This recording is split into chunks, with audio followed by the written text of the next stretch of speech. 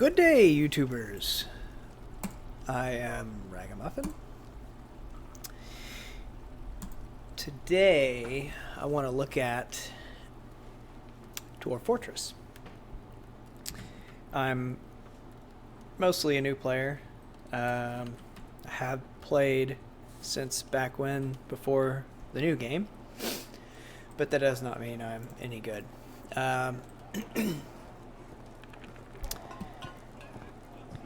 I spent a lot of time watching the gameplay itself on DFAI. And if y'all haven't seen that, look it up.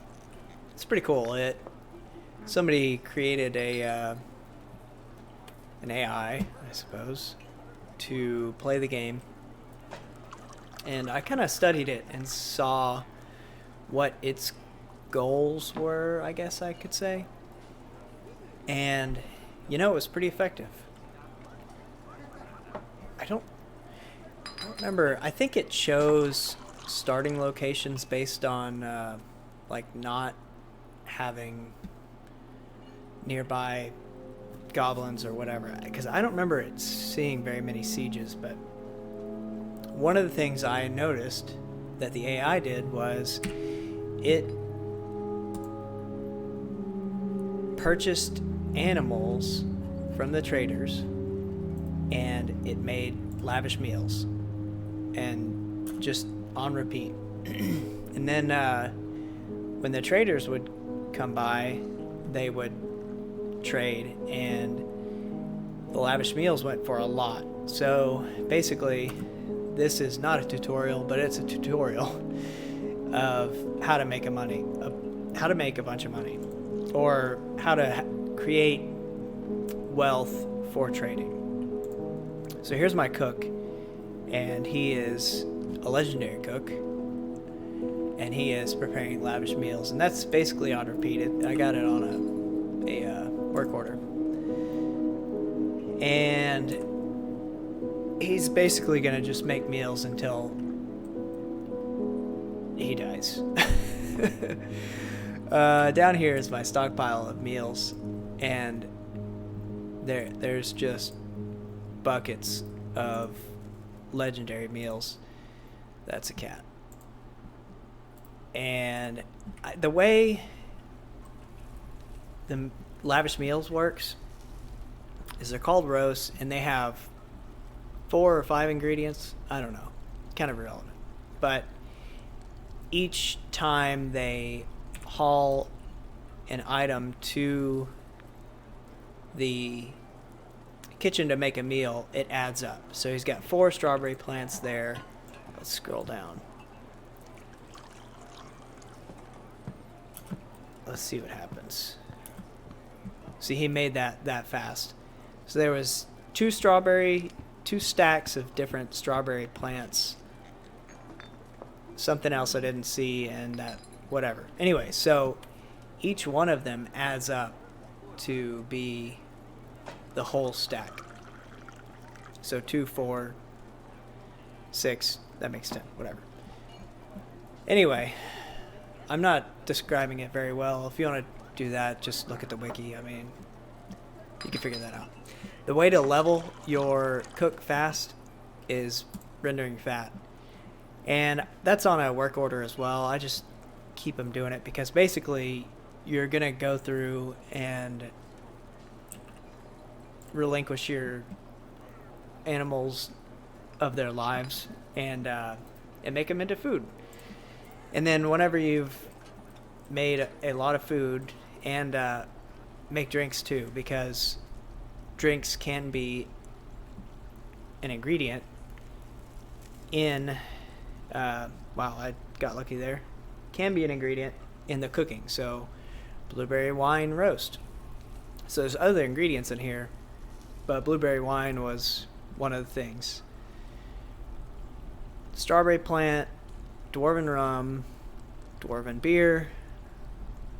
I don't know how you exceptionally mince blueberry wine, but maybe it's thick. I don't know. So anyway, each one of those things stack up. So, okay, here we go. Yeah. 1, 2, 3, 4. So 4 ingredients. Each item has its own stack, and they add up. So I had a dragon. Maybe I can... I saved it whenever the dragon showed up on a different save. I'll try to capture that. But I had a dragon that came, and I killed him, and my cook we butchered the dragon. My cook used the meat from the dragon and made a legendary meal that was like a stack of 600, because there's like hundreds of dragon meat that came out of this thing, and it was worth an absolutely obscene amount of dwarf bucks. So I'll see if I can get that to happen again. But all this is right next to 1Z level up, the trade depot. And basically every time the wagons come through, I just click all and trade 4 or 5 barrels of food from down here. And, maybe the cook's got some negative thoughts for losing masterpiece items, but if you're trying to import wealth and have items for your strange moods and do weird stuff, buy animals, buy cages, this is how you do it. So if you don't believe me, here's my wealth screen, and this started on year 100, so we're only 11 years in, and that's quite a bit. And you can see I've imported a lot.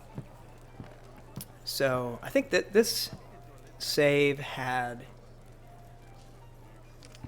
a king, and for some reason my traders seem to not be showing up anymore. The king died. It's not my fault, alright?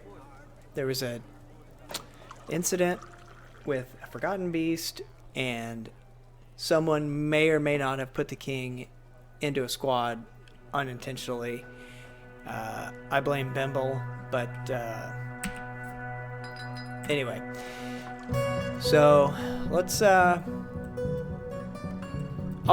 make a couple other notes on this map before I change, but have your cook always cooking lavish meals. There's no reason not to, in my opinion. Plant a few things just wherever. Of course, on your kitchen, what is it? There we go. Labor kitchen. Make sure you have this set correctly so that you don't eat your plum helmets and whatever.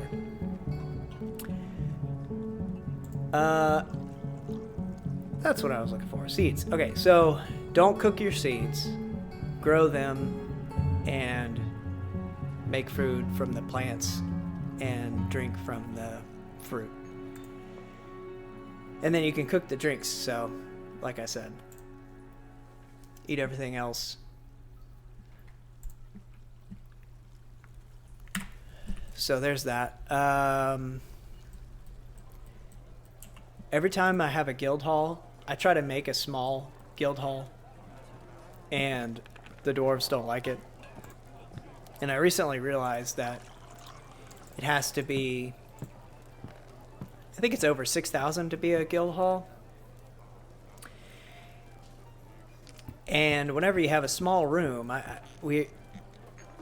watch a lot of videos, and it seems like we just all dig a small room, make it a thing, and go, okay, cool, next thing. And we try to put everything on one level. This playthrough, I didn't do that. I started using multiple Z levels. My stockpiles are 1 Z level below my workshops here. Below that, I realized that if I just dug out huge rooms and got one of my engravers to legendary, of course I got a couple of them, but I think one of them died. I kind of let this map get destroyed by digging too deep. playing with Forgotten Beasts. But anyway, this guy's still alive, so I basically set him as the only one to do engravings, and all these engravings are high rankings. So dig a bigger room, engrave it with a good engraver, and that will make the value very high. I mean, there's hardly anything in here. There's some tables, pedestal with nothing even on it. I think there's a pedestal here. No, it's a chest. So this room basically has nothing in it. Oh, I guess I could do this. I'll just do a new meeting area.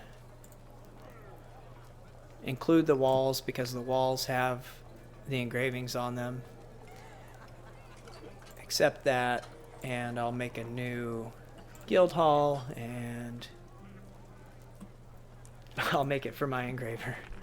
So this guild hall, 15,000, just right off the bat. Nothing in there, not even doors. So everything that you put in here adds value. So if you've got your woodworker making tons of barrels and all that for food, they're going to level up quickly, so they're going to make masterpiece doors as well. And same thing with your rock. They're going to be featherwood. Nope. They're going to be high level just from making mugs and pots, making rock pots. So anyway, that's another trick I picked up. Put a few things in here, put a couple, you know, brain fart?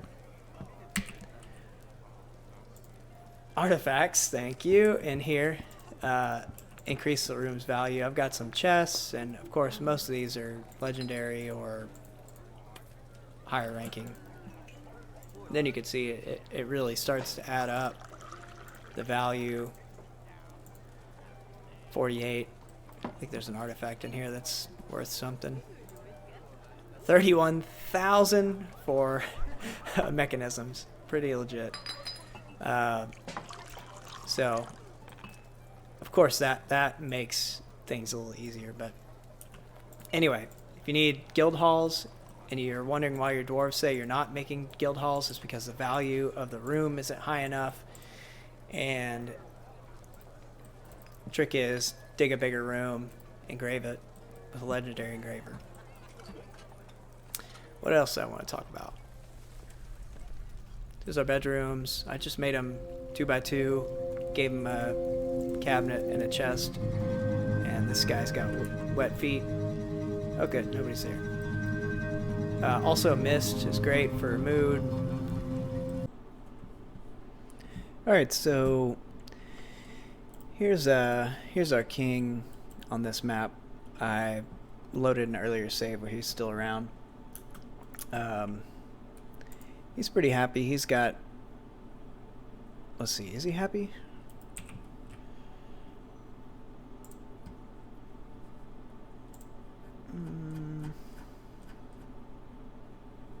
Yeah, he's pretty happy. I mean, he should be. He does have this room.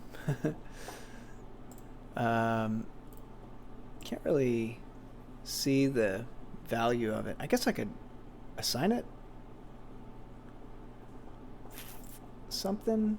No, let's do guild hall. Yeah, so the value of these rooms is pretty good. So he's pretty happy. So anyway, I think that's all I wanted to talk about with this map. So I was going to make this one video, but it got kind of long. So anyway, stay tuned for part 2. Spoiler alert, there will be fire.